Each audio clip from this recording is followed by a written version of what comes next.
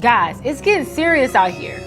What are you talking about? What are you talking about? The U.S. adult obesity rate is at 42.4% as of 2022. The U.S. adult obesity rate has tripled since the 1960s. In the 1960s, it was around 14%.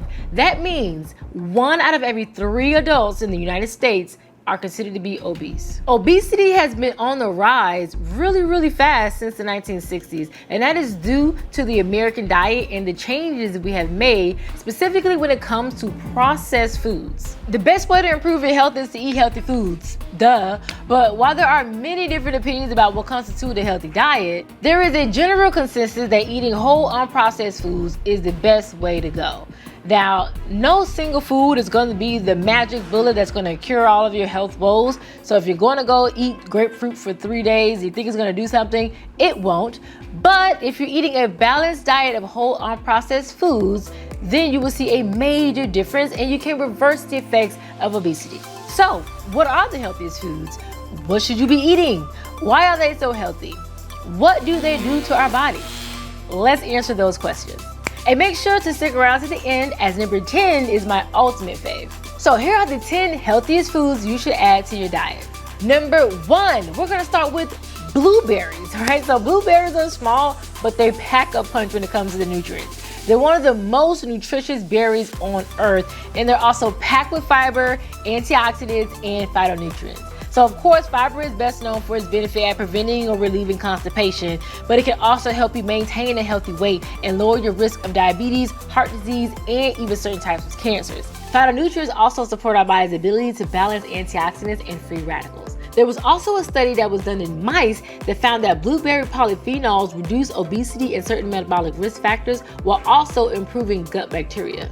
And guess what? Blueberries are really easy to add to your diet. Add them to your smoothies, add them to your yogurt, or just eat them as a little snack. Number 2 is fish. So fish is something that most people already eat, especially if you're a pescatarian.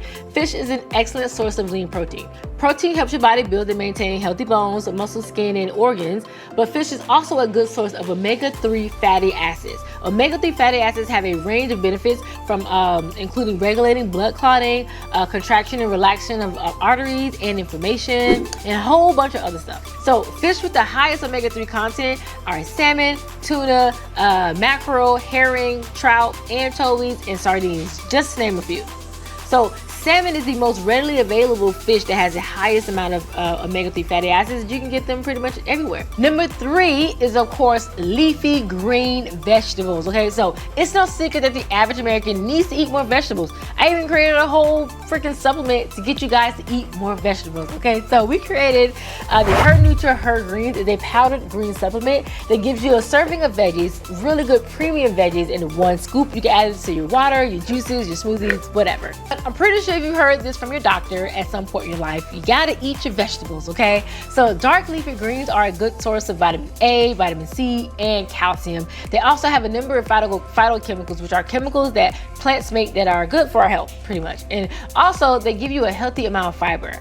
Vitamin A is essential for countless bodily functions, such as normal vision, strong immune system, reproduction, and growth. Vitamin C is also necessary to create collagen, which aids in healing your wounds. It's also helping your skin look nice and plump, okay? This nutrient also allows the body to better absorb iron and strengthen immunity against disease. So there are many types of green veggies you can add to your diet. The most common are spinach, Swiss chard, kale, collard greens, mustard greens, broccoli. You can eat them raw, you can saute them, put them in your salads with some olive oil. Just try not to deep fry them, because if you're gonna deep fry your veggies, what's the point? Number 4 are nuts, and this is something that most people already eat in their diet. But fun facts about nuts though. So ancient Greeks believed that hazelnuts could treat everything from coughing to baldness. I'm bald now. I've always been bald. So we don't think we're ready to go as far as to say that's true, but we can definitely say with confidence that nuts are delicious and packed with nutrients. Nuts like walnuts, pecans, hazelnuts, and almonds are excellent sources of plant protein. They're also rich in monosaturated fats, which are the good fats, okay? So monosaturated fats can help reduce bad cholesterol levels, the LDL cholesterol levels, in your blood, which lowers your risk of heart disease and strokes. They also provide nutrients that help develop and maintain your body's cells. So, of course, you can add nuts in all kinds of ways to your diet. Add them as a snack, add them to your oatmeal, your yogurt, cook them with your vegetables or salads. Remember though that nuts are very high in calories. They're very nutritious, but they're very, very high in calories. So if you're trying to lose weight, if you're on a weight loss journey, make sure you watch the amount of nuts that you're eating and tracking it to make sure you're not going over your calories. Thank you. Keep that in mind. Number 5 is olive oil, okay? So you know what really gives your heart a boost?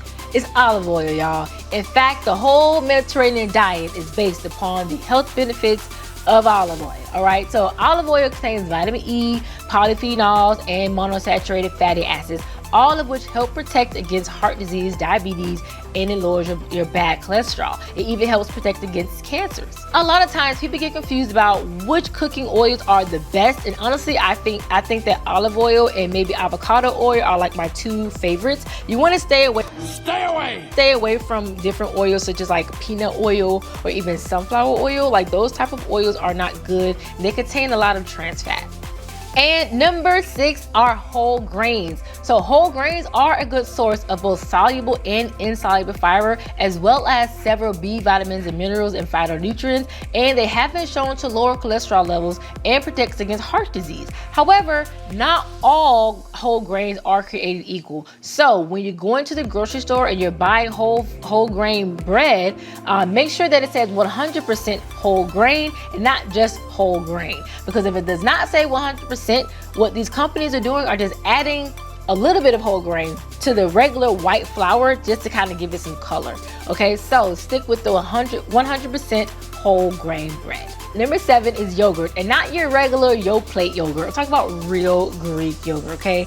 Yogurt is one of the best sources of protein, and though it may be hard to believe, it was actually created by accident. An accident? An accident? Back in the day, your milk was stored in like these animal stomachs, okay? So the natural enzymes from the animal stomach would curdle the milk, resulting in what we now know as yogurt. Okay, I know it's kind of gross, but that's where yogurt came from. It has many similar benefits to milk, but the one thing that yogurt has that regular other dairy products don't have is the bacteria, the good bacteria. It has lots of probiotics, and these probiotics is going to be great for your health and also helps regulate your pH and your gut health. When you're choosing a yogurt, be mindful of the sugar content. Most regular over-the-counter yogurts have tons of added sugar, so you might want to watch out and read the nutrition label. Also, check out our video on the 10 things that happens to you when you stop eating sugar.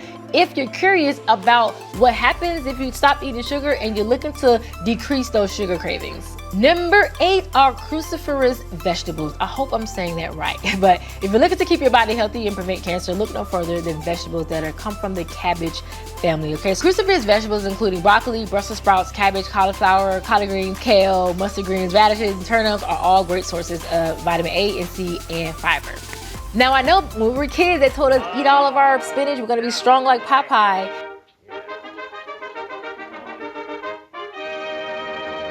I don't think that's going to happen, but eating those veggies may help prevent against some types of cancers and also will help detoxify the body. And number 9 is legumes, or what most people call beans, all right? Beans. So fun fact, peanuts are actually considered beans, not nuts. They are not in the nut family.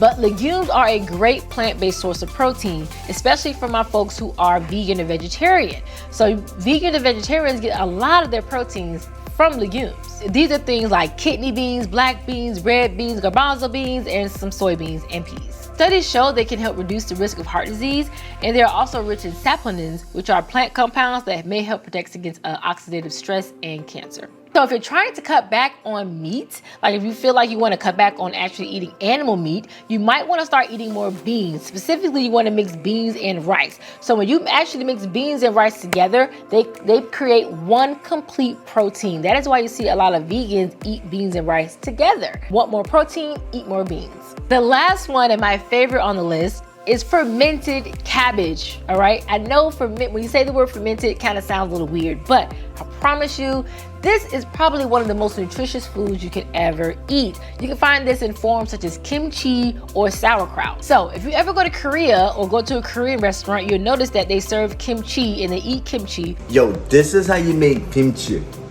Ooh. And they eat kimchi with almost every meal.